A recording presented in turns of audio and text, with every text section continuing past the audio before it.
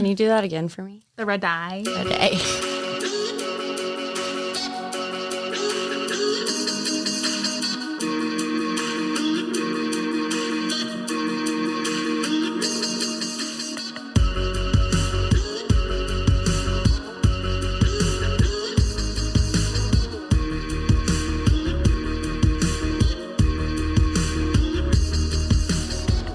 Good evening, everyone. You know what day it is. You know what time. It's time for Hard Talks with a Blonde and a Hippie.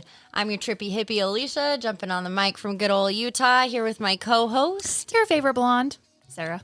And we're joined this evening with the beautiful Shelby Nye. How are you tonight? I'm great. How are you guys? Good. So good. Thank you for driving all the way down to good old Ogden for us. Absolutely. I wasn't that far away, so. Good. I'm glad. Was it down or up? Shut up. I always am like, if we're going south, I'm always like, oh, come up and see you, and people give me shit for that. And our last person on the show made a comment because they're like, well, you can't go up south. And he's like, I beg to differ. But anyways, have you ever read a description of someone, male or female, who is like Virgo or an Aries, for example, and after you get done reading it, you're like, hot damn, that perfectly describes that person to a T. You know what I mean? Literally, like, accurate as fuck. I've read some horoscopes where I'm like, this is some crazy shite. And that being said, you know what you're listening to. It's an 18 and up podcast. We curse like sailors. I don't want to be responsible for your 3-year-old saying fuck or goddamn. Sarah. What? Yeah. Slide in on your own time. Tonight we're drinking because your bitch is lazy because life is crazy. A mango White Claw because I'm your basic white bitch. But you knew this. So They didn't by now. that being said, I hippie approve of the White Claws. I mean, there's seltzers everywhere now. Like Coors has a seltzer. What is the one with the Bud probiotic in it or whatever? What? I didn't know there was one with a probiotic in it. Maybe it's not the Is it a probiotic. It's like the fizzies. Maybe it's an antioxidant. It's a yes, I'm like a probiotic. Like, what God, the fuck? Freaking bring that. I'll drink it all day. Hey. Not now. In like 7 weeks. 7 weeks, people. She will be here in 7 weeks. Yay. That's I'm so freaking out. soon. I'm freaking out. I know. I'm kind of freaking This out is like too. the fastest pregnancy ever.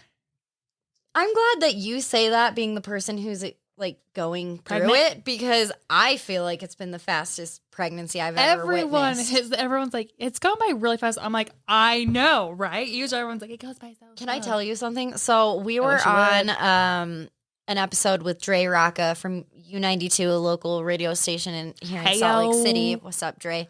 But he was asking me what like I was gonna do when you left, and I was like, oh, I have time. And she's like, dude, it's like 8 weeks away, and that's just my due date. And I was like, yeah, you're shitting me, huh?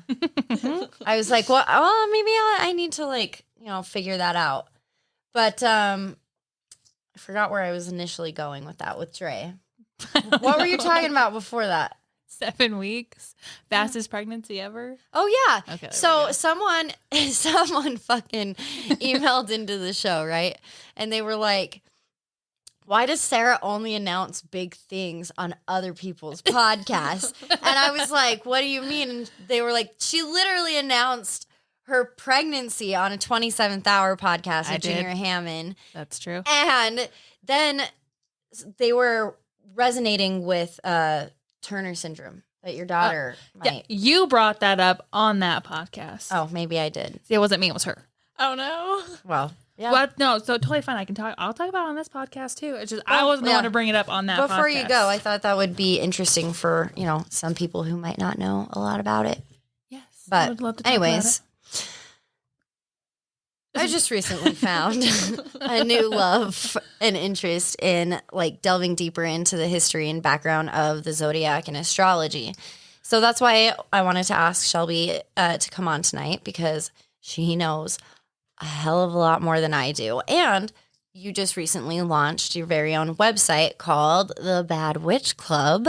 I did. How has that been going? That has been a whole different type of adventure. And the whole creation process of that has just been absolutely crazy because that is the first thing that I've done where I've taken my idea and I've created it in tandem with the way the higher divine, whichever you choose to call that, would like it presented in this world. And so it's been a very co-creative process, which is very new for me. That's very different, something that I haven't done. I'm a very strong-willed individual, and typically I want to do things my way. So Yeah. doing it in a co-creative process has been so indescribable in a way that now I like see that it's created and I see everything that's coming out of it and I'm like, okay, yeah, there's absolutely no way that I was going to be able to do that on my own. So I appreciate all of the support from my friends on the other side and everything. That's freaking awesome. So how did you like really get into, spirituality and astrology specifically? Like what would you say necessarily that you believe in, if I may be so bold as to ask? So that's a little bit of a loaded question because I love those, there's so though. much behind it. We could go forever. We probably could, honestly. They say you want to pick a career that is something that you can talk about for the next 30 years of your life, and I could probably talk about this continuously for the next 30 years of my life, so we could go for hours. But I do know, so where it all started for me, obviously we're in Utah. I grew up in Utah, born and raised. I was raised in the very typical LDS family, very Mormon parents, very Christian, all the bells and whistles. And when you grow up in the church, they teach you a lot about how you're going to feel the Holy Spirit and you're going to feel your confirmation of everything. And I never really got that as a kid. That moving experience. Yeah. Like, I never really understood what they were talking about with that. Like, there were times where I'd, like, cry in church, but that's just because, like, everybody else is crying. Or, like, girls can't, And some testimonies are fucking sad. Yeah. You're like, I felt what? Yeah. So I feel like I've been moved in that way, but I totally understand what you mean. Like, not feeling that spirit. Like, I don't feel the spirit in a way. I feel connected to you as a person. Exactly. So I never felt that, and I kind of, by the time I turned 16, I was in high school, I branched out to some friends that weren't in the church. I kind of started exploring my own thought processes and things, and I found out that right up the road from where I grew up in Roy, there was a Wiccan shop, and I discovered that witches were like an actual thing and not just like a storybook thing. And I wanted to know what it was about. And so I went in there, I started asking questions, I picked up packets, I started reading books. And me and my really close friend got really into it for a while, and my mom found all of my stuff under my bed. Uh-oh. And that was a nightmare.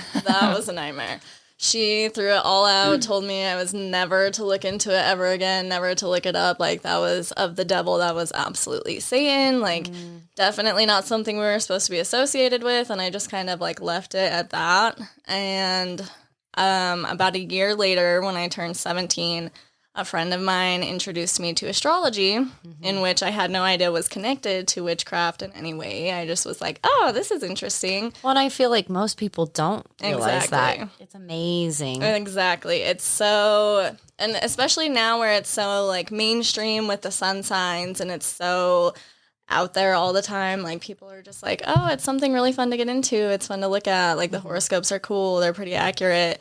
And I fell in love with it. I dove into it for about a year. I just read everything I could about astrology.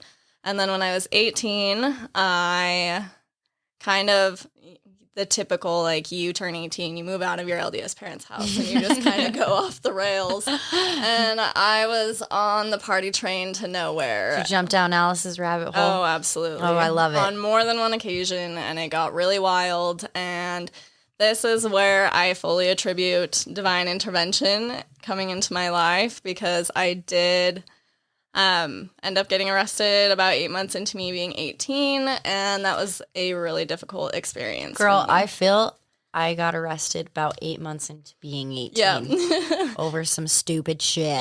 Yep. But anyway, It was an interesting experience. A lot of it. So I got arrested for something that wasn't even mine. It was just in my car. I didn't know it was in my car. I feel like that happens a lot to everyone. Yeah, exactly. we need to swap stories We after this. Yes. Yeah, absolutely. It got really crazy. The entire experience was just very traumatic. It changed the way that I view the police force and the way that they do their work, and just the way that they treat people once they find that you're incriminating in any way. And just the whole thing was very traumatic. And I remember right after I got released, so I was only in jail for like 12 hours, maybe, if that. Well, that's good. Yeah, thankfully. I really thought that I was going to die. That's still a scary experience because you're like, oh, I'm not even supposed to be here. Literally, what the hell? Because they don't prepare you for that. And I'm just like sitting there, like looking around, like, all right, I've seen enough Orange is the New Black to know what I need to do. I need to go make some friends. You're like, new friend, please. Help. But they ended up letting me out. And I think the day after I got released, I was introduced to The Secret, the manifestation book from... I've heard about that Exactly. book. Yes. Yep. And so I got introduced to the like daily teachings book that they have. So it's like a calendar and you flip through it and it has like daily positive affirmations and teachings to learn. And Love really it. cool. Yes. yeah, it was super need cool. I really need to read that. It's very incredible. And they have like the movie on Netflix and everything too. Okay. So All right. that's kind of when I jumped into it. I learned about the law of attraction and how thoughts become things. And I really relied on the everything happens for a reason notion at that point in my life. So let me ask you something, because this has been a big debate on this podcast. So it has, and I love it. Do you believe in coincidences? Absolutely not. Why? Please explain this to Sarah, because I have a million times, and maybe you can It's a coincidence. explain it in a different way so others can maybe understand it, because Yeah. I'm probably not describing it No. Yes. So there's like universal laws, right? Like the law of gravity. It's something that we can't see, but we all have to adhere to, something that we all abide by. And there's actually, I believe, 7 or 8 other spiritual hermetic universal laws that are all also invisible, that you can't see, but we are all abiding by, whether you actually know that you're doing that or not. And the law of attraction is the biggest one. It's the one with the biggest buzz. But that's actually a subliminal law. It's a secondary law to the law of vibration. Everything in our world is made out of energy. Everything, if you break it down to the very, very basics, you're made of atoms. Atoms vibrate, which are what make you solid. Therefore, there's energy. And the And level... energy can't be destroyed. Nope, it cannot be destroyed. It can only be displaced. So the only conclusion is that you vibrate at a specific frequency. And the reason why they talk about thoughts become things is because your thoughts, which are mental energy, are a vibration. And your life as a whole is a reflection and an accumulation of your thoughts and what you think about the most, and what we call beliefs, which are repetitive thoughts and what you're thinking consistently. They're things that are downloaded into your subconscious before the age of 7, things that you subliminally believe. Sometimes you don't even realize. I think they came out with a study that we think like 60,000 unique thoughts a day. And Damn. so it's hard to keep a monitor on your thoughts sometimes. Right? And sometimes Oh, you're yeah. thinking thoughts you don't even know you're thinking. But if you're thinking, because the universe, the way that it works, it's really interesting. It doesn't hear like I don't want. It only hears like I want. So it doesn't hear like the I don't. So if you're like, I really don't want any more bills, I can't afford any more bills, it's just going to keep giving you more bills, more things that you can't afford, more of this and more So of if this. you're constantly negative and you're putting that negative energy out there, you are only Chase going needs to hear this. you are only going to receive negativity. Okay. Yep. And they say, so thoughts become things. You have to go from point A to point B to receive your thing that you're thinking about.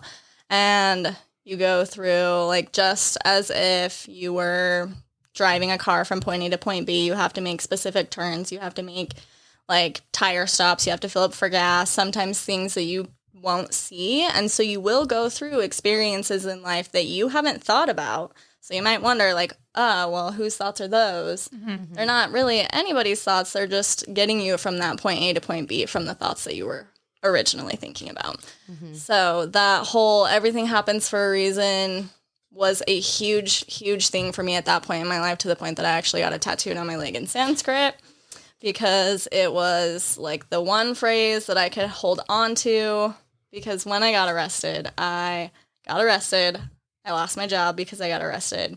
I lost my like best friendship of like 8 years because I got arrested. I got kicked out of where I was living. I really didn't have a whole lot at that point. And I really, really hit like rock bottom. And so that's what initiated all of this for me, was really jumping into the law of attraction. And then witchcraft came a little bit later.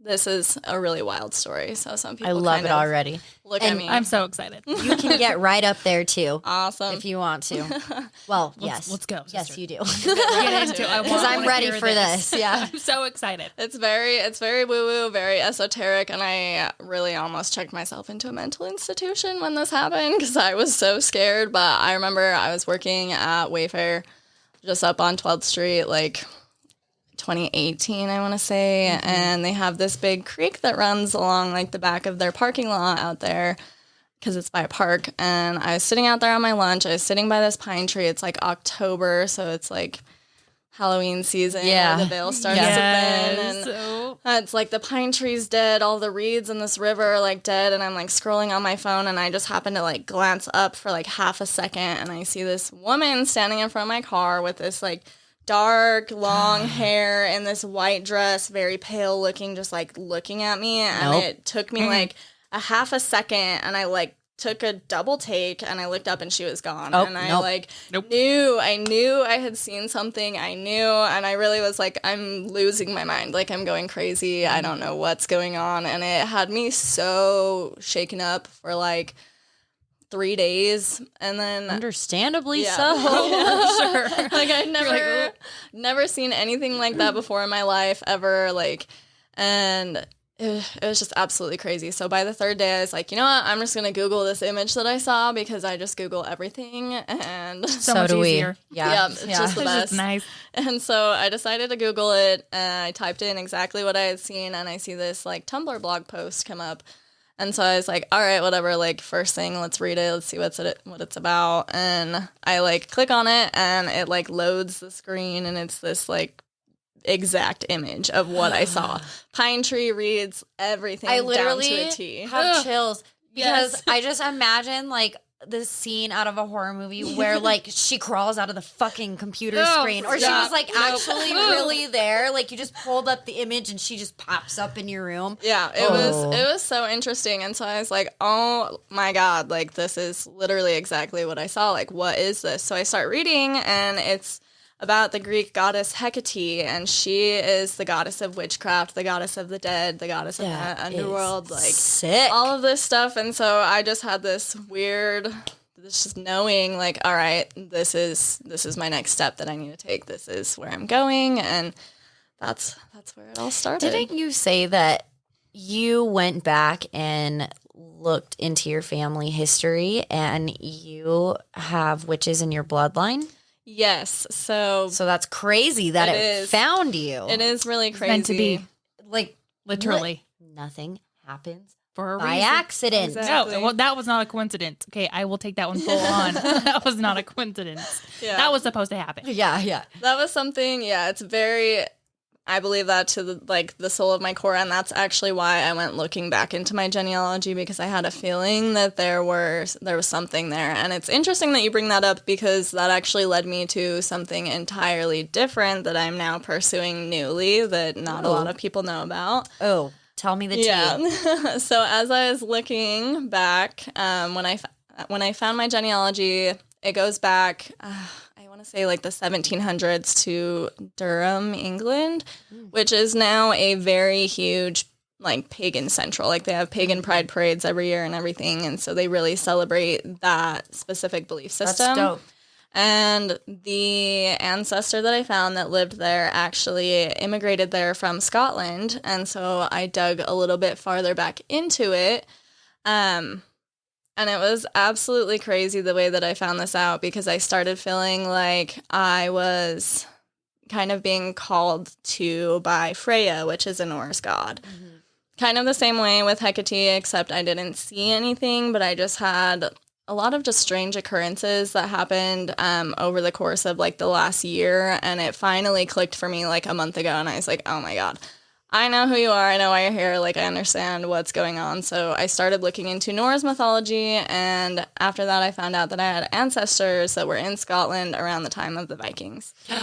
And so I started looking into all of this more. And I found out that Freya actually is considered the first shaman. Mm-hmm. She invented a specific type of magic. Is she also the goddess of fertility? Mm-hmm. Okay. So she is really one of like she is like the goddess of war, the goddess of love, the goddess of fertility, the goddess of magic, the goddess of ghosts, the goddess She's of the all goddess of goddesses. She's like, you know, yeah. Hail Freya. Zeus of the world, all right? It's very interesting. And so I found out that she pioneered and taught to mostly female practitioners of their time what they call satyr, and that is a specific type of shamanism. So since finding that out and discovering that I have lineage that most likely dates back to the Viking times in Scotland, I've started exploring Northern European shamanism. So that is amazing. That is so cool. Like, so, and what have you learned so far? Oh, shamanism is something else. I thought I had, before I realized that that was like my next step to take, it was very much like I was comfortable in my practice. I was very comfortable with what I was doing. I thought I was going to be doing it the same way for a very long time. And I just got like hit with this curveball, and I've started reading into it a lot. I've learned a lot about, honestly, like how revered women were back in the ancient times. Yeah, Vikings especially, their women, they treated very well. They were in charge of the finances. They were in charge of agriculture, a lot of it. they knew what they were doing. Oh, yeah. They're like, this is my woman. What are you doing? Very Don't touch her. I'm glad you brought that up. Yep. Viking women actually were able to request a divorce from their husband back in the day and get their dowries back all at the same time. And they were very, very revered. But if you go back even farther, like 75,000 years ago, they find statues, like fertility statues and statues of like the maiden or the mother. Mm-hmm.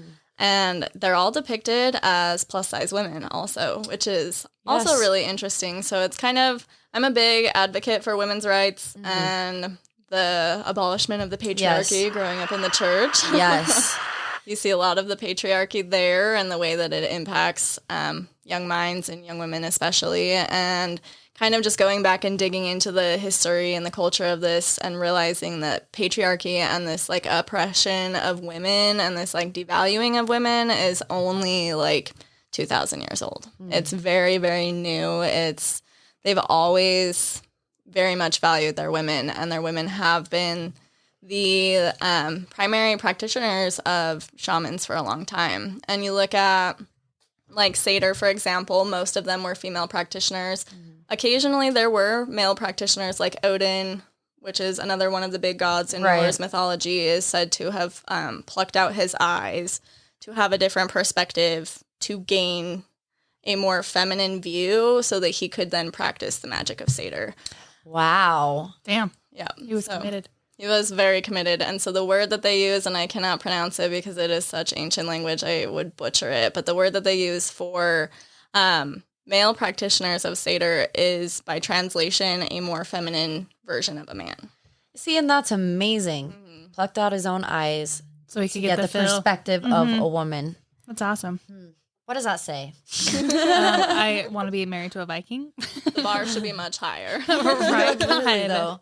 And it's interesting that you brought up like some of the statues, because a lot of women were depicted as plus size with Roman statues as well, paintings. I mean, that Curves was on curves for days. yeah, and that was a sign of wealth and status if you were The whiter you were, the because you plumpier were eating. You know, Exactly, Yep. exactly. That's why they call gout the king's man disease, because you get it very commonly from eating a lot of red meat. That makes sense. It's a trip. I do know with Roman culture, also the reason why you see a lot of their penises depicted as small in their statues is because a large penis was a depiction of low intelligence.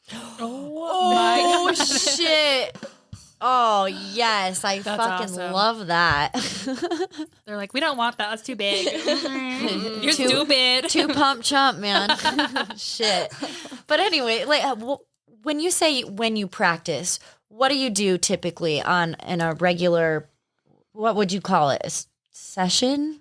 I mean, Is it like a meditation almost? essentially, I guess it kind of depends on my intentions because they say in spirituality, intentions are everything.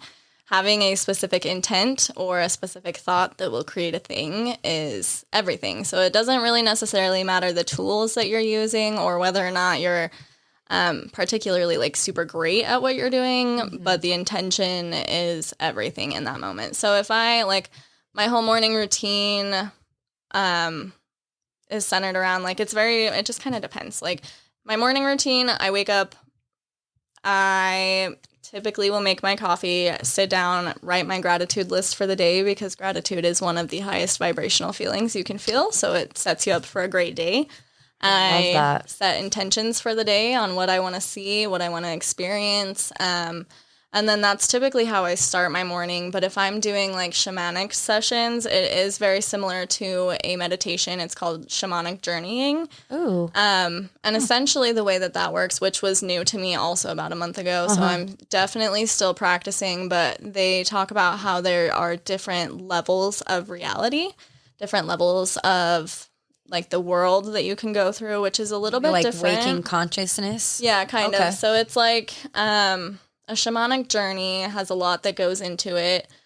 It involves a blindfold so that you can really focus on like the empty space in your mind's eye in front of you, and like shamanic drumming because it's known to put you in that trance-like state. And then you actually dedicate a specific place in your mind that is your tether to this world, because they say it's not really so much about going to the place where you're going. It's about making sure that you come back fully. And if your soul does not come back fully, that's when people start to get sick, they get ill. So you have to make sure that you have a tether. And the place that I picked, which is a very special place near and dear to my heart, was a treehouse up in Fruit Heights that we were at literally minutes prior to me getting arrested. And I just remember this treehouse felt like magic to me. It felt like this was the place where like love was born. And I love that. So That's so cute. that's where I was with my now fiance. So obviously love was born. That's where I tethered a lot of emotions with. One of my best friends was up there. We'd go paint the treehouse, and Nice. so they've since torn it down, which is just heartbreaking. But that was my like earth tether. That's where I go to make sure that I can get into the trance-like state appropriately. And then you can either go upwards or you can go downwards. And so as you go down into the roots of this tree of life, essentially, the roots in the lower world is what they call it, are where the first consciousness of everything to ever exist resides. So like the very first soul of the black bear, or the very first soul of like a swallow, or the very first of your ancestors. All of your ancestors reside in the lower world. And so that's where you go when you're trying to connect with your genealogy, when you're trying to connect with power animals, totem animals, spirit animals, all of that. And then you go to the upper world, which is where the like ascended masters like Jesus, Buddha, all of those would then be. And angels and all of that, you can speak with like higher consciousness beings up in the upper world. And then they have the middle world, where there's actually 5 different worlds within the middle world. And we are one of them as Earth. And then as you go further, there's like Freya's, which is just all of the animals that have passed on, all of the spirits that have passed on, and then you have like the land of the giants, and the giants in Norse mythology are really interesting as well because they are said to be older than the gods. Wow. So the giants, and it kind of ties back studying in the Bible, there's like David and Goliath, and there's like these documents, these stories of giants. And so they are said to hold the most knowledge because they were in our reality before the gods ever existed. Like, we know what's up, bitches. Yeah, exactly. So that's kind of the process of a shamanic journey. It does take quite a bit of time. It is very energy exhausting in a way. I was going to ask if it was draining. Yeah. And it's you have to have a very specific intention, a very specific question when you're going somewhere. So you don't go to just kind of like explore. I want to see what's going on. Yeah. What's happening? You're like, no. You have to have like, okay, this is my question that I'm going down there with. You go to your like earth tether. You ask it like 3 times. You ask your like spirit animal. So the one, because they present at different times. So you don't always have like one spirit animal for forever. Mine, when I discovered witchcraft, was a crow, which is why that is tattooed on me. I love that. My current one, after going through all of the shamanic initiations and everything that I have, has been a scorpion, which was not what I at all expected, but I am also a Scorpio rising, so it makes sense. That's awesome. Yeah. How do you find like your spirit animal? Like, how do you go about that? So that is also part, because I didn't really understand the process of doing that. With the crow, for me, I felt very attached to them because the crow is a symbol of Hecate.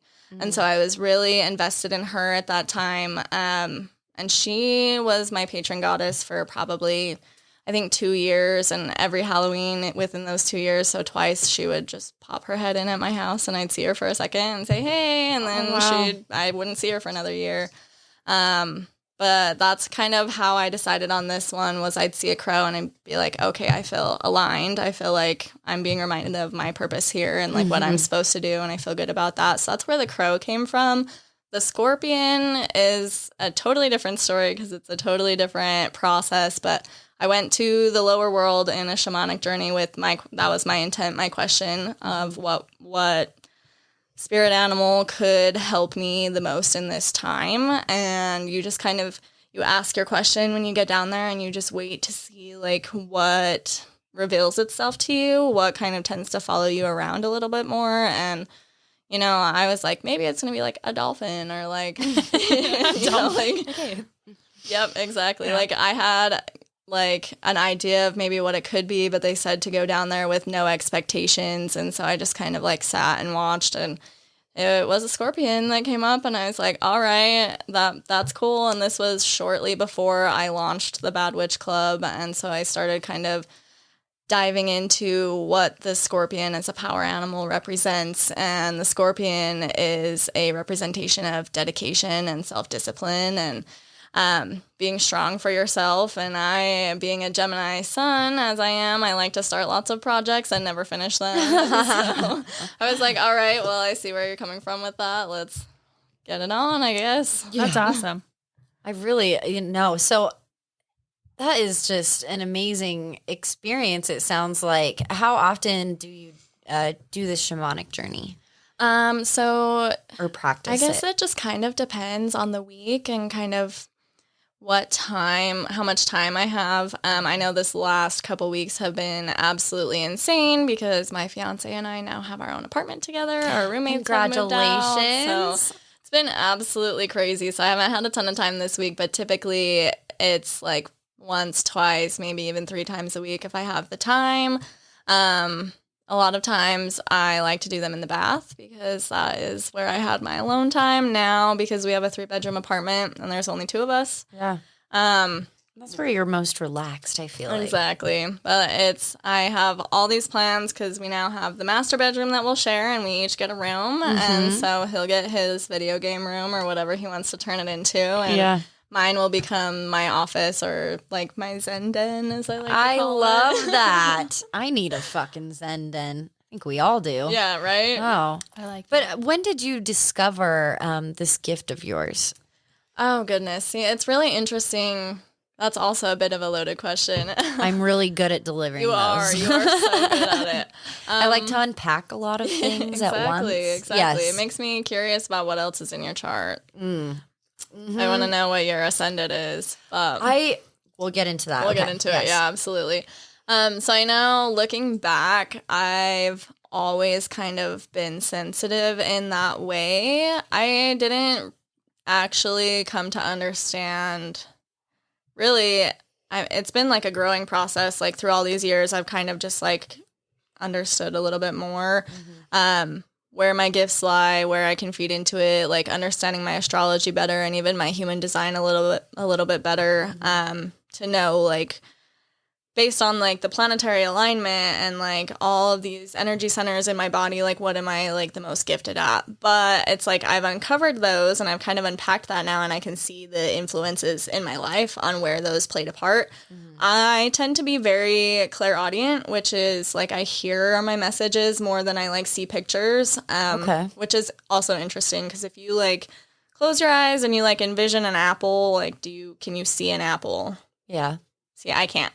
Oh, really? I don't see pictures in my brain, which is why I'm a firm believer that when I am like actually on a shamanic journey, I'm like actually journeying somewhere. Because if I close my eyes and try and visualize something, I don't see pictures because I had seizures when I was a kid. Oh, wow. And I'm pretty sure that that's what kind of like knocked it out of alignment. That's very interesting. Yeah, very different, but it's very interesting with my like clairaudiency because I'll go back, and I remember like the 23rd was like 2 days ago. So 7 years as of 2 days ago. I was 3 weeks, 16, just barely had my license. It was still paper. And I was driving down this road. Still paper. Still paper, no plastic. I didn't even have the plastic one yet. I have and a paper one right now. I really do. I just remember like I was following my friend and she's like 2 cars in front of me. And I just had this thought at this light like, oh, you'll make it home faster if you turn left. And I was like, I'm not going home. Like, why would I turn left? And like traffic was backed up through the light. And so I like stopped and this lady hit me while I stopped going 45 and totaled my car. I had to give the cops my paper license still like, hey, like, sorry. And so I like legitimately heard it. And that was the first time ever like consciously me realizing like, holy shit, like that was not me. Like that was something else. And like when I was little, even still sometimes now, like I'll start to fall asleep. And as I'm like starting to doze off, I'll hear people whispering. And I'll like try and focus on what they're saying. And the second I do that, they stop. And then Did that ever scare you? When I was a kid, kind of. I would freak out as a kid. Yeah, like when I was a kid, kind of. But at the same time, like I've also always kind of known that like I was okay. Yeah. I didn't ever really have like an innate fear. The very first time I remember ever in my life experiencing anything like this, so I remember I was 5. My oldest little brother had just been born. He was a brand new baby. And our rooms were right next to each other. And I remember waking up in a dream and hearing him crying. And so I went in the other room and he was out of the crib on the floor. And I was like, well, that's weird. So I like picked him up, put him in the crib, went back in my room. And then, like, a few minutes later, I heard him crying again. And this is, like, all in my dream. And I don't dream very vivid unless it's, like, a specific message or, like, something's trying to come through for me. And so I recognize that now. But I went back in the room, and he's, like, on the floor again. And I was like, what is going on? He's a newborn. Like, he can't get out of a crib like that. That doesn't make sense. So I picked him up and took him in my room with me. And I remember we had like the push locks, so I locked my door and all of a sudden it like popped out. Oh, fuck that. And I was like, what is going on? So and I remember in kindergarten I used to tell my mom and my aunt I would only change my clothes in the bathroom because I would tell them that I felt like I was being watched. And so I was having this dream. Chills. And I like held the lock and I could feel something pushing back. And I knew there was something on the other side of the door that it wasn't something that I would be able to see. And it ended really weird with my brain, like trying to cope with like Scooby-Doo saving the day or something because I was afraid of ghosts when I was 5. But I like look back on that now and I'm like, I knew something was there. I felt something around. I felt that I was being watched. Like I remember vividly telling my aunt that I felt like I was consistently being watched, and she was like, that's creepy, but like that was the extent of it as a 5-year-old. And so now I like look back on all these experiences and I'm like, yeah, that makes sense. That makes sense. That makes sense now. So it's just everything happens. My for a son reason. experiences a lot of sightings, and some of them have been fine, really not a big deal. He'll just be like, who's that? You know, just randomly. And I usually don't like say any, I wouldn't even say, I don't like that phrase, play into it, because I totally believe in that. Yeah. But I don't want to like put any energy into something that I am not necessarily familiar with yet, if that makes sense. Oh, that makes plenty of sense. But then there's been other incidences when we first moved in here, and I told that story on this podcast because it freaked me out so bad, where he was just standing in the kitchen just sobbing and like pointing, and he was like, who is this lady? Like, I am like getting fucking chills like even talking about it because we're in my fucking house basement. But they've been nice since I've been here, but I know like he's just very attuned to something like that, and I think it's important to not play it off, if you will. Exactly. Like, don't make them feel afraid. And also because like their reaction is based off of your reaction as well, but two, like, don't tell them they're not seeing anything either. You don't know what he's seeing. And it's like he could be seeing something and you don't want to tell him no, and he's like, well, it's there. What do you mean? And what they say about, you know, younger kids being the veil being thinner with them, I absolutely believe that. Yep, they say you are purely a subconscious brain until the age of 7. You have no experience of like the ego or actual like consciousness where you're like, this is right, this is wrong, this makes sense, this doesn't make sense. Like 7 and younger, which I think is also interesting that in the church you get baptized at 8. Dude, we could fucking tangent on that all fucking day. Anyway. But I know from 7 and younger, the floodgates are open, so it's very crucial for young children that you do encourage their strengths and their growth, and that you are very conscious of what they're hearing and what they're soaking in, because everything that they see, everything that they experience becomes a downloaded belief and a truth. And if you go back and you do like shadow work and you go into the roots of your limiting beliefs and where they started, it's typically between the ages of 1 and 7. Yeah. It's incredible, like very moving. And I've just like kind of learned, you know, like, I'm nice to you, you'll be nice to me. Vice versa. You know what I mean? Yeah. Because we've gotten quite a few in our apartment also. I've had instances where I've had entire shelves of all my crystals knocked off the walls. And it's very, like, I'm very receptive to us having visitors in the house. I don't typically, like, specifically go like sage because I've heard our cabinets open, or like we have heard people talk in the kitchen before. There was a little fat black cat that would run around. That was like a little spirit cat that would run around. We'd think it was our other cat, and you'd go in to see him and there's like nothing there. And that's how my husband is. Yep.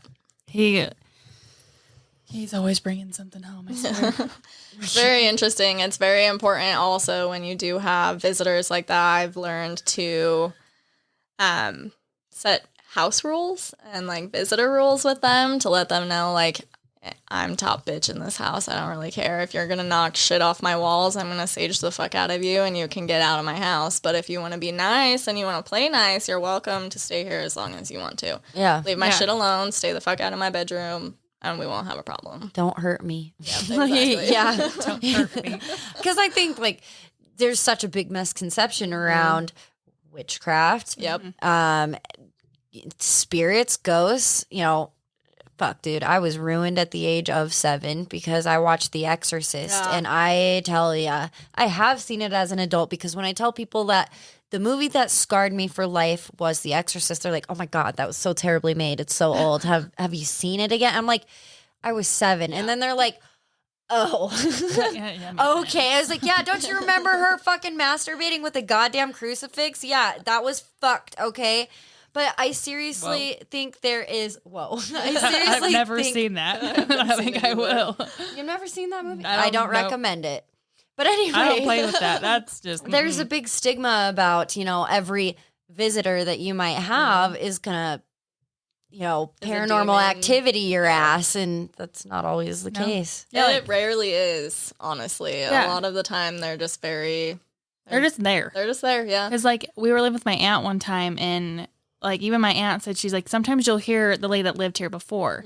Like, she'll walk up the stair, like, she'll walk upstairs, you'll hear, like, but she doesn't do anything. Yep. I'm like, yeah, if you're going to be nice and you want to play nice, please, by all means, you hang out. I had a balloon, the one that was in here forever. I bought Elliot a Valentine's Day balloon. Aw. And those motherfuckers, like, don't deflate, It okay? lasts forever. So Helium. one night I'm here alone and Elliot's with his dad, and I go up the stairs and the balloon is like at the top of my stairs.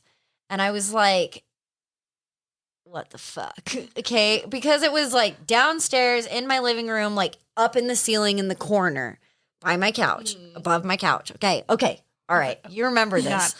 And I literally was like, maybe the draft from the heater blew it up here, but I was like, that's a long way. It's a long way. And it's like up and All around up. a banister and up a staircase to the very top Oh my gosh. landing, right?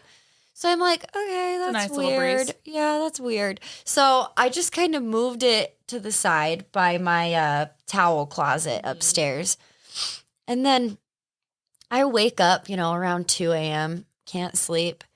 I The sit up witching in my hour. fucking Yeah. bed. See, I knew I knew that was what Isn't it it was. 3 a.m.? No. It's between 2 and 4. Okay. See, I thought it was. I said that last night at dinner because we were talking about how Corey, bitch bonus Corey. It wasn't a coincidence. No, because I was like, you guys, like, I'm like, because they were doing, they're like little crystals because she wanted to manifest a boyfriend and she got a boyfriend. So funny. Like, they're 15, right? Let them do it their will. Like, whatever, right? And so they were like, yeah, you did 11:11. I'm like, don't you want to do like at 2 or something? Or like wake up at 2? I don't know. Like, To really make it work. what? I don't The witching hour is actually really interesting because it's called the witching hour because during like the Salem witch trials and when witches were not able to actually openly practice, they had to sneak out in the night to go do their work. And so that's typically under the cover of darkness when they would go. But they say makes now if you wake up between the hours of 2 and 4, it's because there's something coming to visit you Dude, during the witching And hour. I do wake up at 3 a.m. I don't. all the time. And Chase it's does. not 3:01. It's Yep. not 3:11. 3 o'clock. I'm a big believer in numerology and all that absolutely. shit because I shit you not. I look at the clock. It's always 11:11. Always. It doesn't matter if it's in the morning or in the evening. If I'm looking at a clock, my dad's, a very logical person. And he's like, well, maybe it's just like habit. And I was like, no. Like, That's like, right how on would the you dot. know, though? You're like, I'm on habit. I got Like, 11:11. Yeah, Like, and so is there a timer. with the balloon, I sit up at 2 in the morning, and the balloon is like right on the side of my bed, and I was like, "Oh, I would my shit my God." pants. I didn't really know what to do. It's like a state of shock. Yeah, almost. I turned on my lamp and I just kind of looked around and I grabbed the balloon, brought it downstairs above my couch again, and went back to bed. Do you know where it was when I woke up the next morning? in the bedroom. It was at the top of my fucking stairs. All right. I wouldn't say that I have that same gift that you have at all, but I've always been very, very aware. I don't. And my intuitive, like, gut feeling has always been so strong. And I've just always been an idiot and ignore it most of the time because usually you don't want to listen to it. It's telling you typically not to do something, or it's giving you those red flags or trying to show you something. Yep. And a lot of the times with ourselves, we put on those blinders. Exactly. And I don't know, man. I've had several incidences like that occur in my life randomly. And so with that one, I was just kind of like, okay, there's definitely someone here. That's cool. And sometimes like like this week, actually, I'm getting ready for work, wake up at 4 a.m. like usual, doing my hair. And Elliot came into my room and was in my bedroom. But then all of a sudden, like he has this gear toy. You have to flip a switch and then all the gears turn together. I hear that going and it's like clicking because the batteries are dying. And I go in and it's just spinning and I'm like, hi, Hello. good morning. Hope you have a good day. Don't fuck with me today because it's Today's not the Monday. day. It's Monday. It was Wednesday. But yeah, I usually just like talk to it casually because Exactly. I'd rather like acknowledge that something is there than ignore it. You know Like, what I hey, mean? again, play nice, please. I don't have time for I don't this. have time for your Exactly. bullshit today. That's what I say. I'm like, I ain't got time for this today. All right. Yeah. Can we not? And that ties very much into that gut feeling, intuition. You have to Which listen is interesting. to it. It's interesting that you bring that up, saying that you don't have the same gift that I do, but there's actually 5 different types of clairs. So there's like clairvoyance, clairaudient, clairsentient. Clairsentient is the spiritual gift of inner knowing. And everybody has access to all of the clairs. Everybody is born with one that's a little bit stronger than the other. Mine is obviously clairaudience, so I hear. My gift has always been hearing, but you can practice and come to strengthen the others as well. So when people say it's a gift in a way, because it is, the universe has given you this gift to be able to explore and to be able to come to understand yourself and the world around you or the realms around you in a better way. But it's something that's available to everybody. It's not exclusive to people that just claim to be psychics or people that are witches or anybody that's trying to gatekeep the community, because I do know that's a huge issue. And it really is knowledge and understanding and intuitive wisdom and magic inside of you that is accessible to everybody. Yeah, that's Jace. So let me ask you this, because I've always been really good at like reading people. Mm-hmm. And that's one thing that I've always ignored, because every man I've been with, first instinct has always been like bad. Mm-hmm. But I ignore it because, the attraction, or it feels organic or genuine. It never is. Yep. And I always put that off to the wayside. And I've really tried to open up and expand my mind and listen to those feelings. And now that I have, since being divorced almost 3 years this August, when I meet a person, and especially like if I feel their energy, like shake their hand or give a hug, I can feel those fucking emotions. I know if you're not being genuine. Absolutely. I know your real intentions most of the time. Oh, shit. Yeah, but it's just interesting. Like, even when someone's trying to put that mask on, like, I'm totally okay. I can absolutely 100% always tell when something is off with something. It's just off kilter. Exactly. I can You feel that. it. So is that like something to look into more? Absolutely. So that is, so if you notice, actually, a lot of people that are practitioners, if you look at which the term itself is gender neutral, but when you think of witches, you typically think of women. Mm-hmm. Women, we are like the physical embodiment of the divine feminine, which is associated to the moon, which is associated to inner knowing, secrets, intuition, all of that. Yes. So we have kind of a little bit of an advantage over men who are practicing this. Not to say that they can absolutely build that up.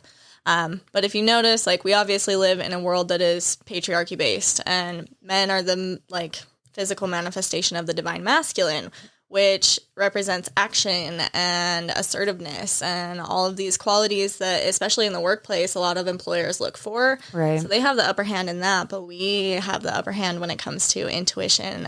Like they say, mother's intuition.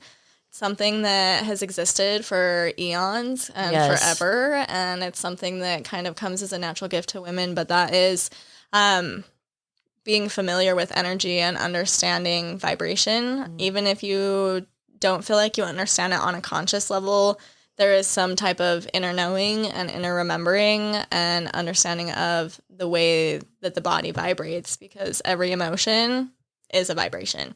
Higher vibrations, like I was talking about earlier, gratitude is one of the highest. And when somebody's feeling gratitude for the life that they're in and the experiences that they're having, other people feel that. Gratitude is Absolutely. contagious. But like if I go home and I'm like pissed off from work and I've had a long day and I don't consciously make an effort to be like, I'm so grateful for this house. I'm so grateful that I have a fiance that supports me in all the crazy ass dreams that I want to pursue in my life and like all of these things. Like I'll walk in and he even of himself, and he doesn't come from the same belief system I do. He just kind of lets me do my thing, but he will even feel it, and he can read a room now because he also understands at some basic level the way vibrations and the way inner knowing works. So it's like I said, this is really all stuff that anybody can access, and it gets stronger with practice. The more that you listen to those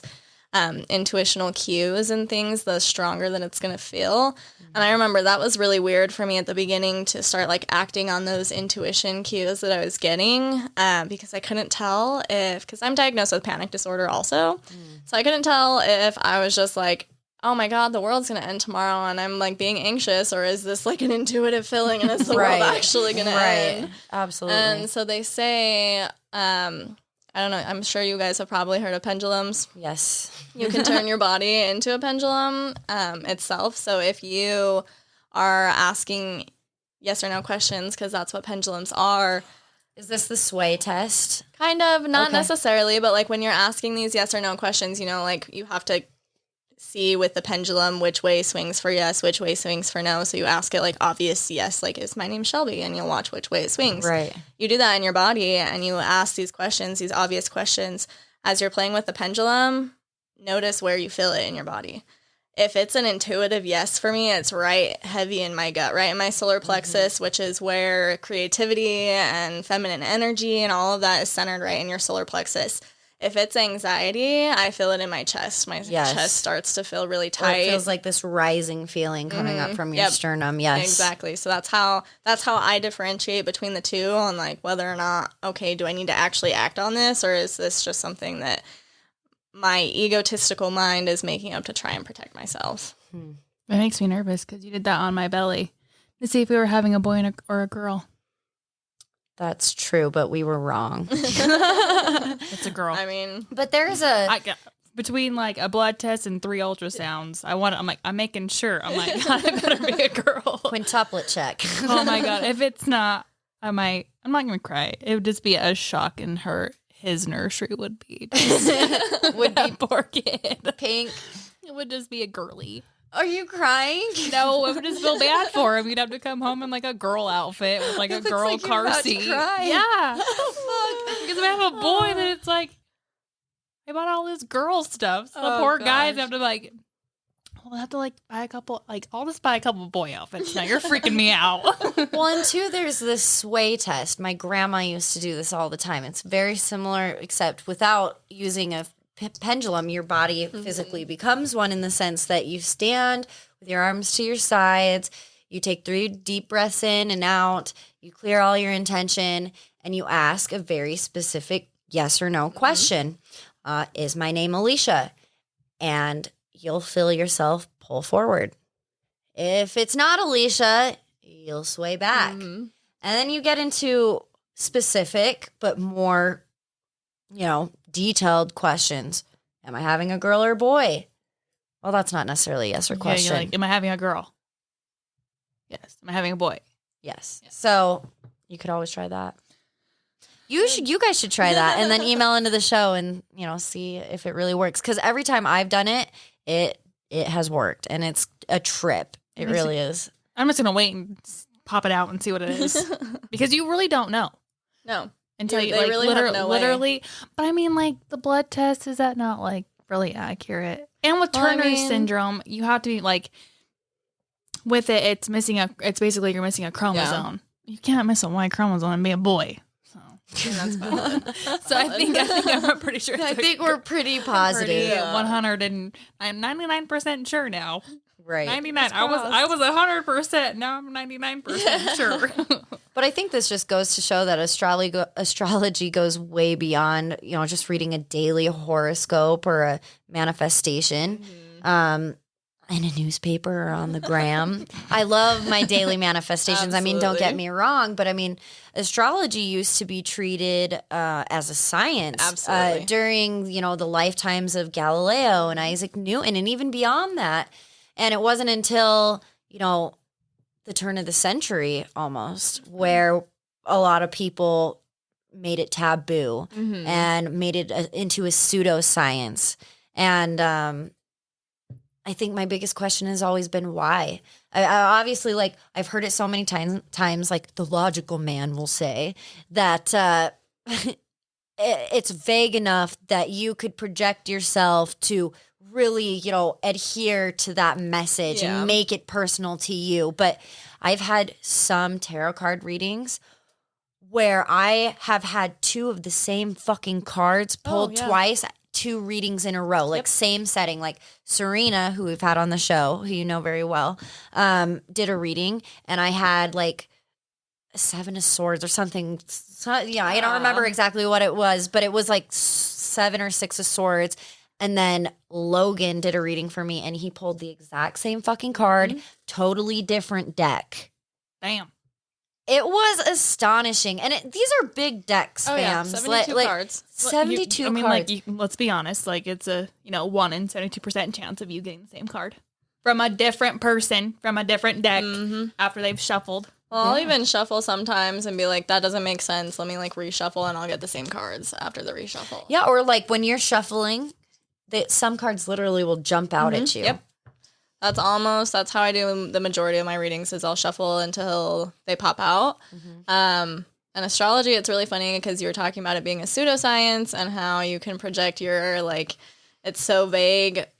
And I love my little sun sign babies who say that because they only understand what their sun sign is. Their basic sign. So for me, because I'm born June 4th, I'm a Gemini. But it goes so much deeper than that. And yes. There's so many I'm glad layers. that you brought that up because what are the 3 most, there's your sun rising, please tell me because I'm terrible. No, there's your big 3 that everybody talks about. Yes. And it definitely does not stop there. So there's your sun sign, which would be your basic personality. So for me, as a Gemini, I am very talkative. I hit it off pretty well with people. I like to make friends. I had a huge issue in high school where everybody that I made friends with, everybody thought I was trying to date them just because, I'm a bubbly personality. That's just how it works. And that's why I feel like my fiance, who's also a Gemini, we're the only 2 people that are going to ever fully understand each other. And so it was a match made in heaven. But you then have your moon sign, which is your internal you, your part of you that sometimes you don't share with anybody. Sometimes only the most intimate people in your life get to see. It's your emotional needs and your emotional wants. Yeah. And then you have your rising sign, or sometimes known as your ascendant sign. And that is whichever sign was rising over the east at the exact time of your birth. Yeah, I want to know that. Yeah. I'm a Capricorn cusp. So I'm a Taurus, Capricorn cusp, yes. I want to But I don't remember my moon sign. I need to I gotta figure out when my birthday is. I know my birthday. Maybe we could have you back on the show in the future and we'll delve into that. I'll even message you on Instagram and be like, hey. I can totally take a look for you because I know. Yeah, because I was born, I know exactly when I was born. I was born at 9:17 p.m. I was like 11 something. Mesa, Arizona. Yeah, I was born. So this is also really funny because my fiance was born at 5:22 on 5:23. And I was born at 5:26 on June 4th. And so that makes my ascendant sign a Scorpio, which is also where the scorpion power animal, I think, comes into play. Yes. That's awesome. And my Scorpio rising, I've really recently kind of connected with. So your rising is your public personality, your personality to strangers, the personality to just kind of how you deal with the public. And I've started taking astrology and incorporating it into my branding. And so I've very much used my rising sign to be able to kind of brand around how I want to do my Instagram. It's a little bit of a conflict because I'm also a Libra moon, which means that my one of my deepest emotional needs is aesthetic, and I love aesthetics. But then my Scorpio rising is well, I like bold statements. And your rising sign also kind of determines facial features.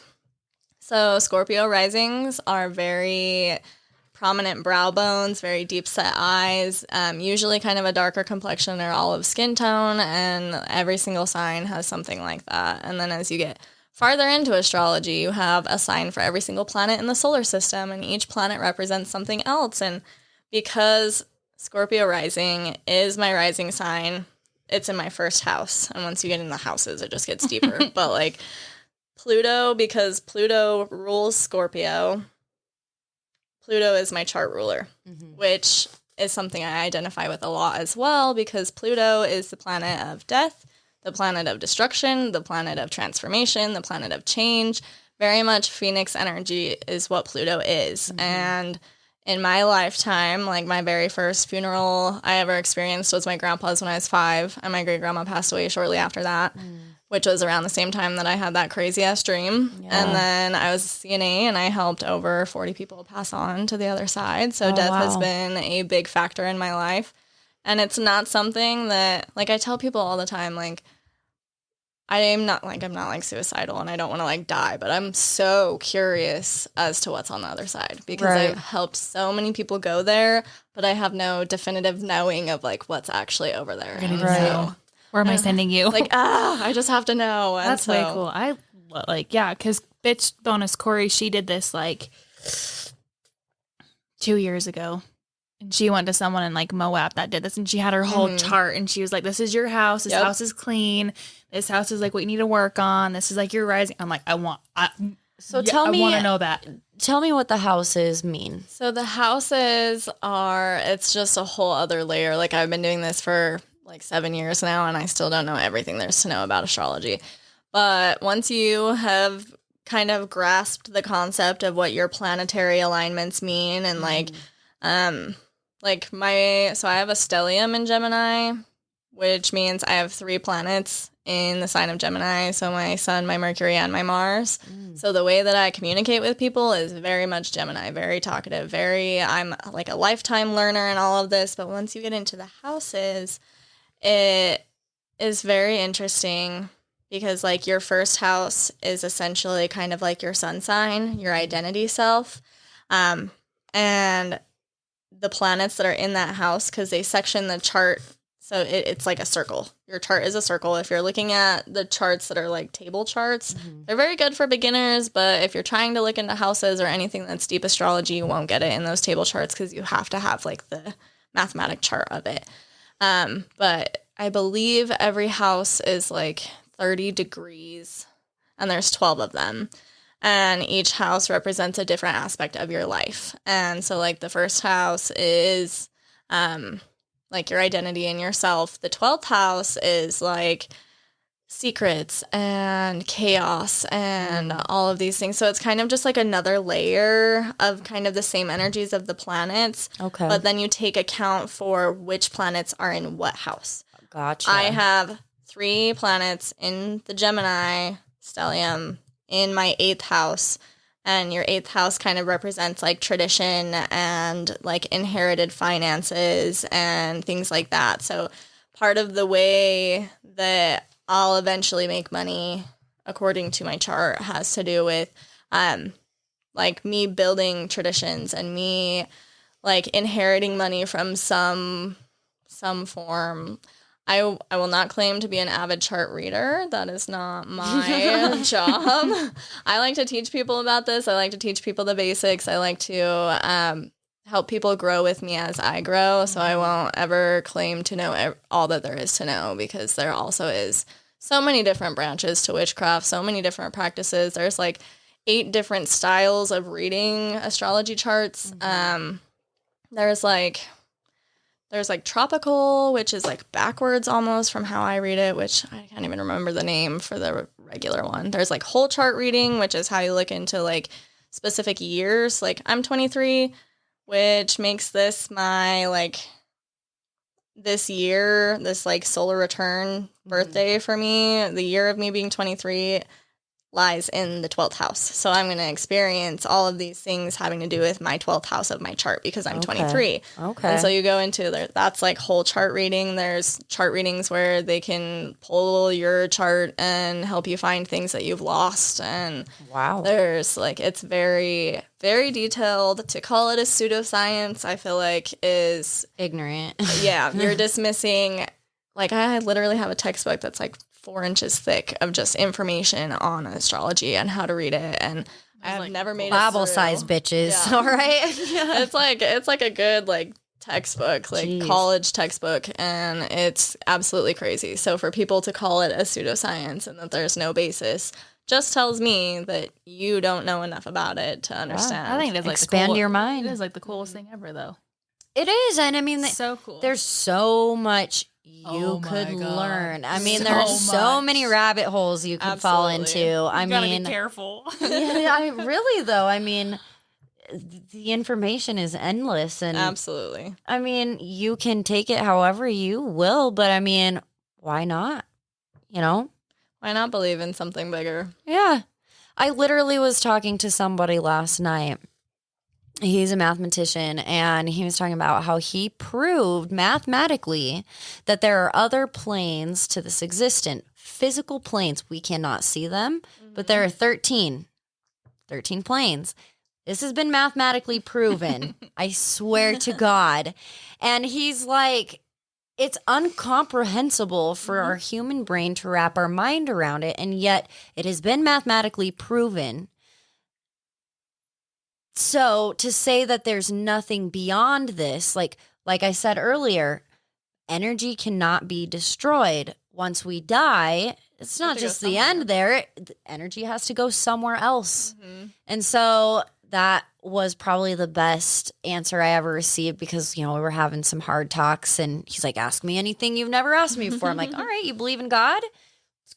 Bring out the big guns. Right, yeah. And he got into that tangent. And I was like, I think that is the best response I've ever received because, I mean, it's kind of undeniable. And it's really interesting because now quantum physics is also proving these parts of spirituality that you can't see. And like one of my favorite originally when I first started diving into all of this, because I was a huge conspiracy theorist before I considered myself a spiritualist, because now I'm just like in all the rabbit holes all the time. This is all I do with my free time. Yes. But I was really into thinking about multiverse theory. Girl, dude, please tell me a little bit about that. Multiverse theory, when I discovered what that was, it really blew my mind. But essentially what it is this theory that every single time you make a choice in life, from the point that like you're picking which cereal to eat or which route to take to work or all of these things, your reality splits. And there's a secondary timeline for every single possibility that could have ever happened, ever. Mm-hmm. So there's like a reality where you are some like famous celebrity out there. There's a reality where you grew up in Australia. There's a reality where you lived on Mars. Like there's all these realities. What is this? But your consciousness can only be present in one reality at a time. Yeah, you were talking about that one time. But when we were talking about deja vu, because a lot of people say that maybe they're experiencing or have experienced that exact moment in that exact time, but there's just one thing that's slightly different. And that's a totally different like way to look at deja vu. But we were diving down the rabbit hole on a few theories there. And so I don't know. It's something that always makes me wonder. Warps my brain a little bit. And I love it because it makes me feel so small. My problems are insignificant. In the grand scheme of things, fam, we are here in a fucking blip of time. Oh, of course. And so all my bullshit just kind of melts away. Well, and I can add to that a little bit too, because they talk about how like time is not linear. Their time was invented by people, but the only moment that actually ever exists is the moment of now. And so everything that's ever happened to you and everything that will happen to you and everything that is happening right now are all happening at the exact same time, but your consciousness can only view one of these moments at a time. And so when you're having those hard days and those moments in life where you're like, I don't know how I'm going to figure this out, because I'm like an obsessive planner, okay? That's like something that I have a hard time with. If I'm like stressed about something, I have to develop like an exit strategy and a plan and a backup plan just to make sure that like I'm solid and I'm good. A through Z, I got this. Yeah, exactly. Like I am just absolutely that way. And so sometimes I really like overly stress myself out. And I have to remember, like, one of my favorite affirmations is like, everything in this moment is fine. Like, there's nothing bad happening in this specific moment that I'm actually currently residing in is fine. And then I have to remind myself that my future self, who is also experiencing this exact same moment with me, has already figured out how to fix it. It's already figured out. It's already fixed. I don't even have to worry about it anymore. And I that's absolutely love that thought process. I literally just felt kind of a weight lift off my shoulders as I like really Honestly, processed though. Yep. that. Yeah. You're just like, I've already been through I this, figured bitch. this out. I already I know know. what I'm doing. Wow. Yes, you do. That's awesome. I hope you're drinking, fam, because that was mind blowing for me.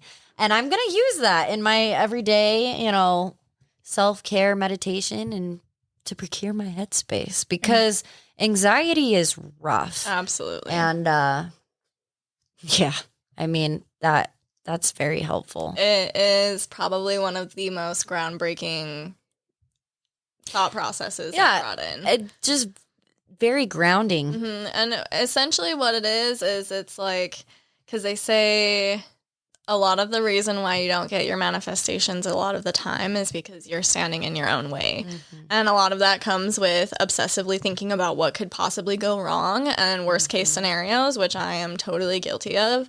And so by me deciding like, I'm fine, I'm safe, I'm secure, I've already figured this out, even though I might not know that right now, like I've already figured it out. This like problem isn't even a problem anymore. It's already been solved. Yeah. That is the act of me surrendering to the universe, which then opens the flow channels for the universe to be able to bring my manifestations into actual reality, instead of me sitting there being like, well, what if, like, what if you've already figured this out, bitch? Like, you already know. Calm your shit down. You're fine. Like, we've been through this. We got this. I got you. experienced, You're you already fine. know. Sit your ass down. Have a beer. Have a beer. Take a nap. Have a cold one. Chill the fuck out. I will say though, but like Caroline, boy, Boy. now I'm freaking out, has been very active. Yeah. You've noticed the candle also So- has been. Mm-hmm. Honestly, like, because usually she's like, every podcast she's like, but this time I'm like, what are you doing in there? Like, what? She can feel the energy shift. She's probably because she's like her father. So here we are. He, she, oh my gosh, you guys are freaking me out now. Damn it. It's nothing to be afraid of. No, if I have a boy, I just have to not wash anything now. Not take tags off. You're going to have a girl. You'll be fine. I know. Yeah. Thoughts become things. Yeah, because I'm like, I gotta You're stop. having a girl. I gotta stop Yeah. putting in the universe that I'm gonna have her on the side of the road between Utah and Idaho. Yeah, stop putting that out there. That's exactly what the fuck is going to happen. No kidding. I know, it's freaking me out. Chase, your big-headed baby is coming out now. It's your fucking fault. I'm like, just think what what would her if? birth certificate would be? Like, would it be Idaho or would it be Utah? I'm in Utah. She's in Idaho. How It'd does be a that Utidian. work? Like, how would that work? An It Idaho. would be the hospital And- that they take them to, because I know, That makes me And know when that- she's like, what time she's born. yep. I gotta An write that shit. I'm Idatah. like, figure the time out. She's What gonna is do it? her astrology, whatever it is. That's exactly what an Idatah. An She's an Idatah. Idatah. Yeah. Because I know the woman from Utah that gave birth on the plane over the Pacific Ocean, Oh, fuck. like Yeah. where, like what She- coordinates she- were you born at? So they just have to put like the hospital that they eventually went to. So that person's poor birth chart will not be specifically accurate, but because they were born in a plane, like, hey, Yeah. what's your elevation? Where's your like coordinates? If please, universe, do not let that happen. Please. But if it does, I'm going to take it with a grain of salt and be like, you know what? I'm going to get her coordinates on a necklace. Or you know Everything what? happens It for a might reason. exactly, and it is She'd what be it born on the is. 24th It is of what it is. July. You're gonna end up 3 pushing your weeks baby early. out in the back seat of a van, just like your grandma. Not It in was a van. Grit. She's In- teaching you grit. Yeah, my grandma, she didn't realize she was in labor.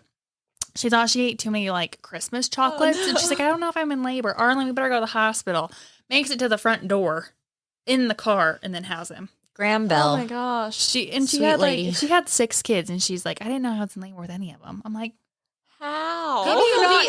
Maybe you'll be blessed with that because God bless you.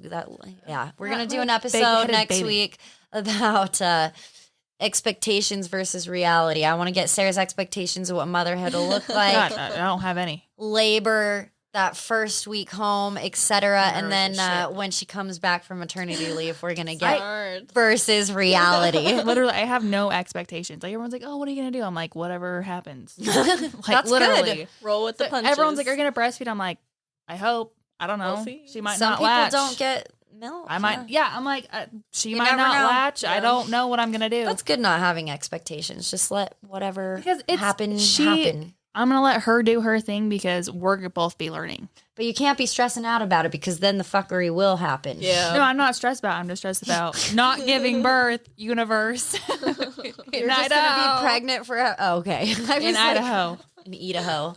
I really want her on Friday the 13th. That is her due date. I think it would be the coolest damn thing ever. And everyone's like, why? I'm like, You know what's so funny it's about Friday that? the 13th, people. Friday is Freya's day. See? Oh, I just got the chills. Friday Universe. On a Day. Friday. I want her on Friday the 13th. And the symbol of 13, which is usually associated in our current day of age Bad luck. as bad luck, is actually a women's symbol of fertility. See, and someone said it was like good luck one time. It is. At some point, someone was like, Fertility it is was good luck. it was like a good luck sign. Then somehow, some way, it went into like a bad luck. I'm like, I think it is freaking cool. Well, and you have to think too, fertility didn't just mean with pregnancy. Fertility was Abundance, Yes. prosperity. Yes. Yeah. All of it. the growth of their That's so agriculture. interesting. Yeah. Put that out, you guys. Put it out on All the money. the 13th. On the 13th. Yeah, fam. Anyone, please. Give Sarah all the positive Sarah energy. wants her on the 13th.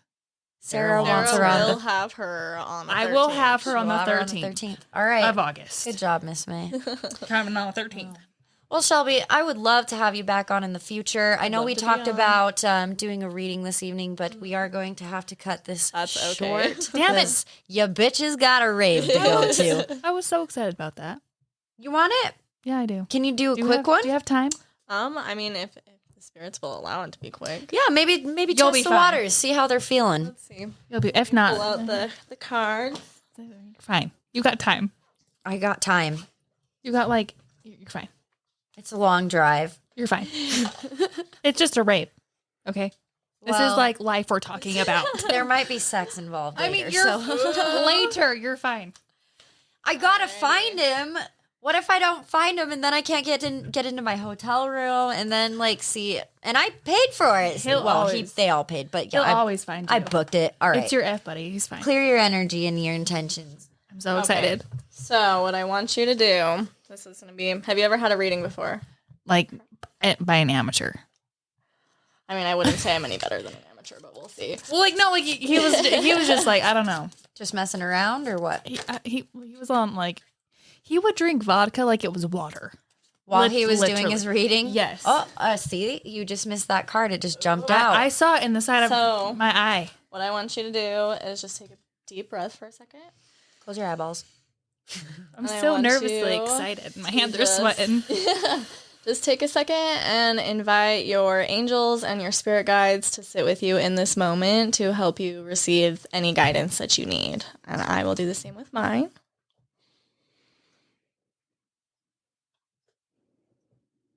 And just let me know when you're ready.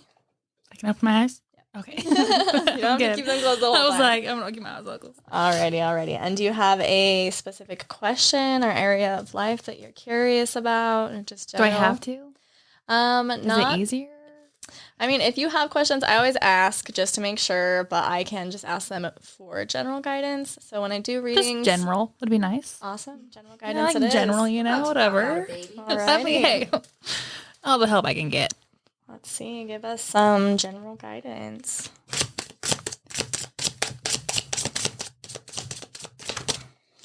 I I hope this doesn't dump like 8 cards in my lap for you. I mean, hey, hopefully it dumps one.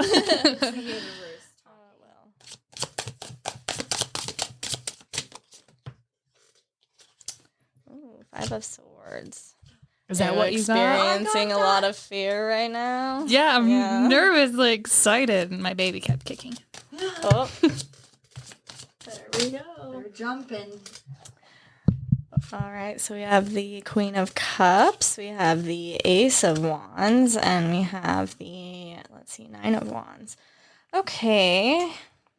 Do you know what's your astrology sign?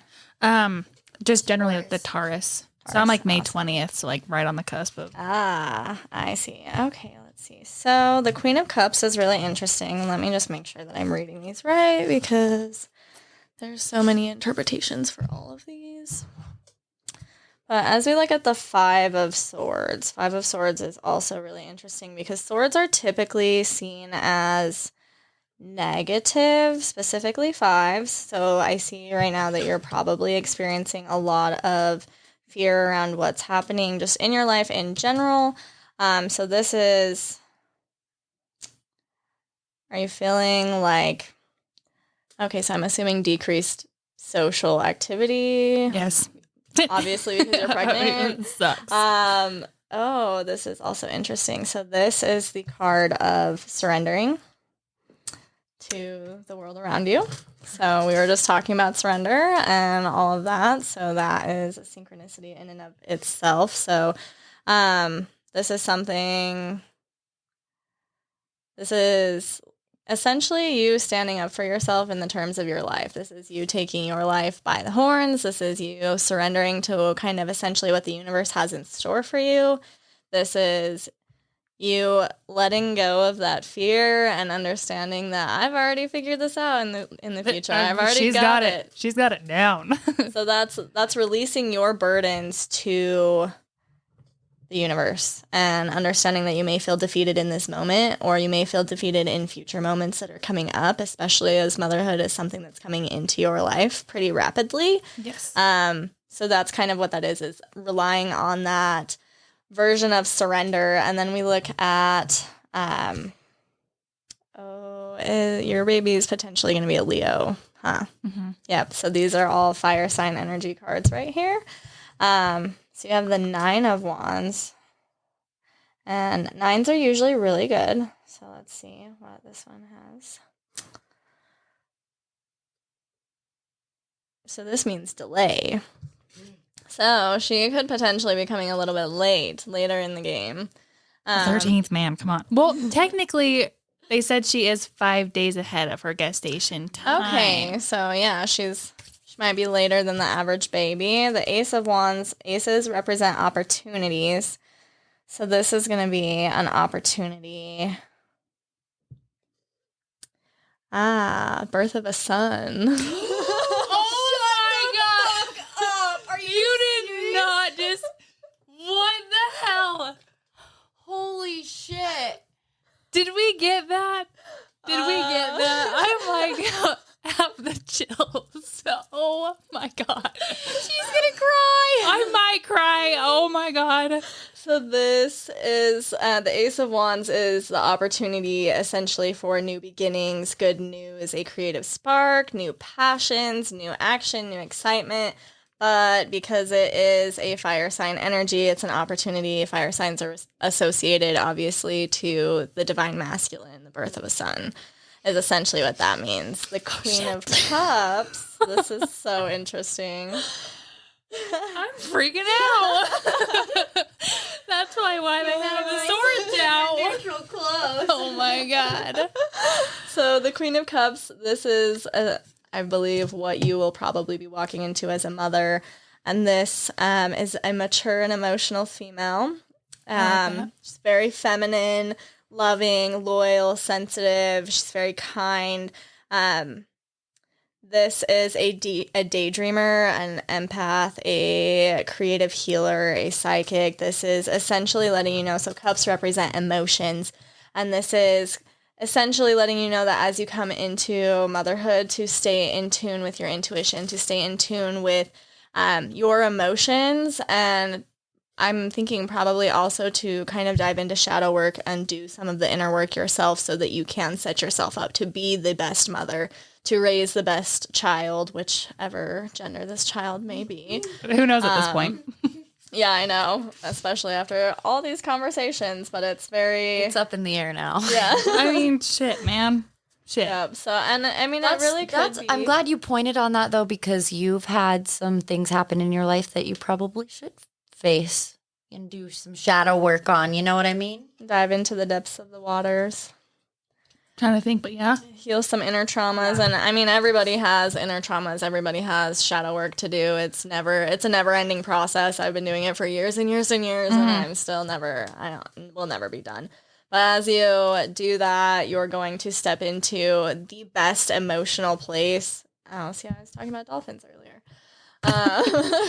You step in like the best emotional place for you to be that matron of your household, to be that emotional queen of your household, that person that's going to hold it all together, that person that's going to help your child learn how to effectively and accurately and strongly process these emotions so that we can kind of end like toxic masculinity and all of these things as you grow up, as they grow up, as you're teaching them, because it starts with us as parents, because we have that awareness now where my parents growing up in the church did not have that awareness. So there you go. Oh my God. My mind is blown.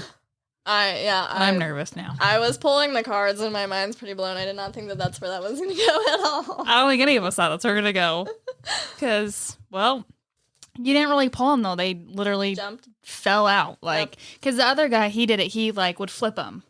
But where this, it's more like you're sitting there with your eyes closed, literally, like, just stacking them, and then they're literally jumping out at you. And I got some video of that, and I'll post it to our Instagram page. Out. I'm glad because you got that. The cards literally jump out at you. Like, and her eyes are closed. She's not watching, and she's just sitting there going and going and going. And then all of a sudden, 3 cards jumped out, and one of those 3 cards that were on the ground was me having a son. Maybe it's in the future. It could be in the future. So this is the thing. What with if I'm having twins? Oh God, I would die. I'm like, oh, you that would see be that an one in there? adventure. How could you not see it in there? I know. No, it's so funny because tarot is very interesting. You are the master of your own destiny. Mm-hmm. You control all of your future. So tarot will never predict your future indefinitely because you always have a choice. You always have a way to change that. It only predicts a possible route in the future on the multiverse that you're currently on based on the decisions. That's what I've been told. Like where you're currently at in this very moment, headspace, everything. Can't change this. So maybe since we've been talking about it so much, because what you think becomes exactly. You need to shut up about it. I'm done. I'm done. It's a girl. I'm fucking done. It's a girl. That was I will have a boy. I've had some people who've done readings who will shuffle the deck similar to you or like cards. And then they'll have me like pick cards out of the deck randomly. But I really like the way that you do it. I've seen other people do it as well because why would that card at this moment fall out? It was an accident. It flew out because you dropped it. Fuck you. No, it's how they fell out. Yes, and they fell out on the table, right side up. It wasn't like she was sitting there one part, she's like, oh, there's one. Okay, here we go. And the next 3, just like, I looked down and I could see what they were. Like, I obviously didn't know what they were, but like. It's interesting that you mentioned the flame, too, because it's been dancing. Spirits, a lot of times, because a flame of a candle is actually so easily manipulated by them. Is your grandma still living? My maternal grandmother is, but the one that you were talking about earlier, is she still living? Which one was I talking about earlier? The one that would have you do the sway test? She is still living. Okay. Yes. Because that's the moment you started talking about your grandma is when I started noticing the flames. So flickering. let me tell you something else really quick before we wrap this up. And I do want your contacts on where to find Bad Witch Club. We'll get into that really fast. But my grandma Kay, strong, beautiful Irish woman with fucking grit. This woman took no shit from anybody, had 9 children. Oh my God.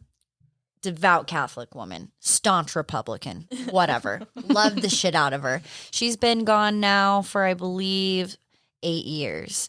And my youngest son is 4. And I have pictures of her up around randomly in like family group pictures or like with my dad at his and my mom's wedding. And Elliot has just been recently talking about Grandma Kay all the fucking time. And not just Grandma Kay, but my uncle, who is also passed, who was the uncle who actually adopted my son. He's always asking where Uncle Toddy is. Where's Grandma Kay at? And I'll be like, well, they're all around us. And then he's really gotten on this kick about where heaven is and where God is. What is God? And he's like, well, to some people, he's God. He's the Lord. He's in the sky. He's in heaven, whatever. But I personally, this is just my opinion. I think God is you and me, energy, Absolutely. love, light. Just vibration. He's who you want him to be. Well, and he picks Who up you on need him to fucking everything. And we went to visit my uncle's headstone at the cemetery. And he passed away from cancer pretty quickly. It wasn't too long of a fight. But during his fight, we, had some GoFundMes, had some fundraisers, and we had some of those, the Lance Armstrong bracelets, like the plastic ones, yellow. We had some personally made for him with his initials on it, TB on one side, and on the opposite side it said Just Live, and they were in camo print. And everyone at the funeral and the procession and everything got one. Everyone who was involved in his fight got one. So there were enough made, but while we're visiting, Elliot's really trying to grasp the idea of what being buried is. He's like, so someone is in this ground? And I'm like, yes, someone is underneath us right now, but they are not there anymore. And, their spirit has left and, it's in a different plane, if you will. And he kept wanting to go over to this tombstone all the way up the fucking hill, right? And at first I was like, I get it, because it was a heart-shaped tombstone, headstone. But finally, I pay our respects, and he's asking the names on each headstone. He wants to know who these people are, how old they were when they died. And we finally get up to this heart tombstone, and it was a 22-year-old girl that passed. And I even took a picture of this because it was one of the most profound experiences I've had in this past year. And she, was very young. She had a picture on her headstone. It was her senior picture. And Elliot kept kissing it. He was like, she is so beautiful. She's so beautiful. I love her. And I was like, she would have loved you too. I think she would have. And as I'm standing there, I'm reading her tombstone. And I look down, and I'll show you this picture after. Because right on the edge, here's her head. But then, there's a bracelet there. And I was like, that looks familiar. And I pick it up because it was really faded. It was really dark. It was not green anymore, but I picked it up and it said Just Live on it. And I was like, what the fuck? And I was even like, maybe there's enough of these made out there. Just Live wasn't just for him. But then I turned it over and it had TB on the back. And I was like, I literally have chills now. Do you see my arm hairs? My arm and it makes me emotional because I was dumbfounded. I was literally like, out of all the grave sites I could have stumbled upon, why did I stumble upon this one? And I took a picture of her headstone. I sent it to my mom. My grandma was like, do we know this person? Did she know Todd? And nobody knew who she was, but his bracelet was just there. And I was like, Your candle. yeah, we all go quiet. I know. But it's interesting too, because I ask the universe to show me some signs sometimes. And I really am knocked onto my ass when it shows me a sign that prominent. Yep. You know what I mean? Because it's like, I have to acknowledge you. Hey, how you doing?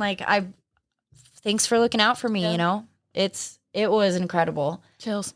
Yeah. And Elliot's just really attuned to all of that. And so I've just been trying to learn more, grasp more, have some kind of better understanding, because my initial reaction is to be scared. Of course. And as human beings, it's hard not knowing. We always have to have an answer to everything. Yep. And in a lot of cases, it's just not possible. You have to have that open mind and be open to miraculous magic. Infinite Possibilities. If you guys want a good book, Infinite Possibilities by Mike Dooley is something that I'm currently reading, and it is absolutely incredible. I think you would like that a lot. Yeah. I'm going to have to write that down. But I mean, if it's even a feeling too, because when you just commented on the flame, it's almost like plucking out my heart cords. Like I feel it. I feel you here. And it's maybe open your eyes to that, fam. I'm sure amazing things, will be discoverable to you too, if you're open to it. Absolutely. Like I said, this is something that is accessible to literally everybody. It just starts with you believing. It's freaking awesome and mind-blowing. And I'm going to need those videos. I will post them on Instagram. I really will. I can show Chase and be like, babe, what the hell? I'm sorry. I took them on Snapchat initially, so some of them cut off. But I got that end part and hot damn girl. We should take a picture of the cards too. But Sherry put them away. Oh, that's okay. I probably just put them on top, honestly. Shake them up again. See what else happens. That being said, Shelby, you're amazing. Thank you for sharing your time. Thank you for sharing your energy. Absolutely. It's always a pleasure to sit down and catch up with you. You have such a bright, beautiful soul. Little sunbeam, sunspot. I appreciate it. Definitely will have to come back because that was freaking insane. Yes, I would love to have you come back on and let's get into the basics of astrology, because I know we're gonna get a fuck ton of questions from this. And like you said, there's just most questions that I asked were loaded because there's so much to unpack. I mean, it's hard to fit in an hour and 40 minutes. Absolutely. But where can the peoples find you?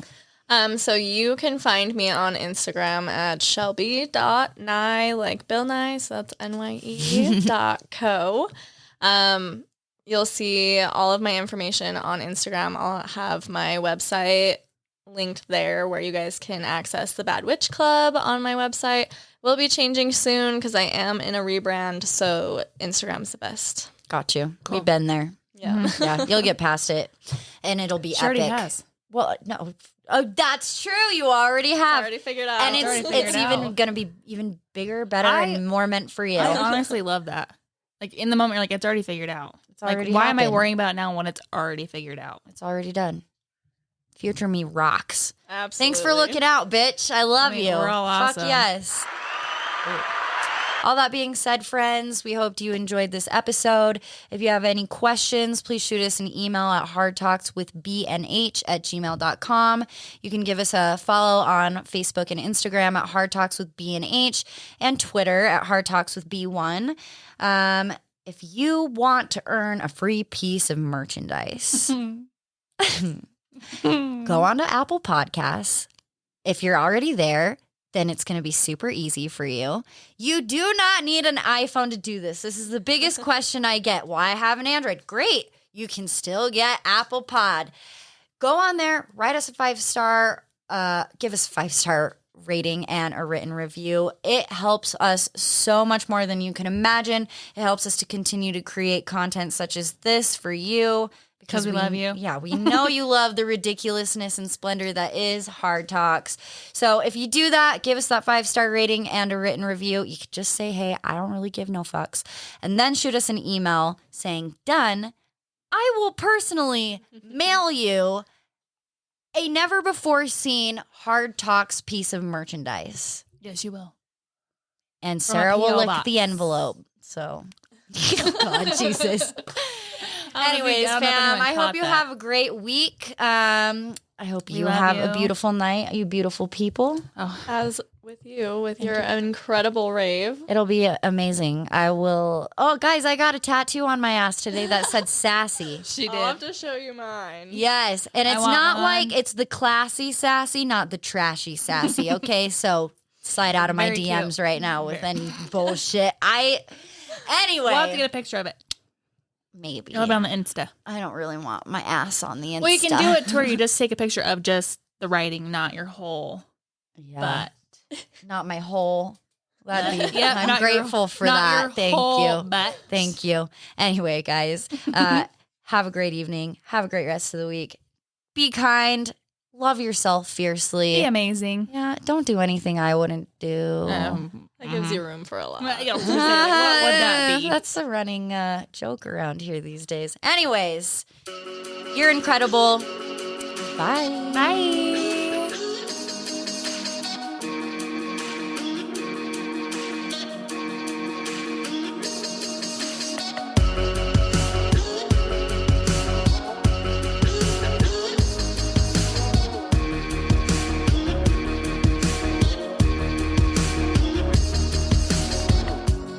Glad you bye. I'll talk about them. Yeah.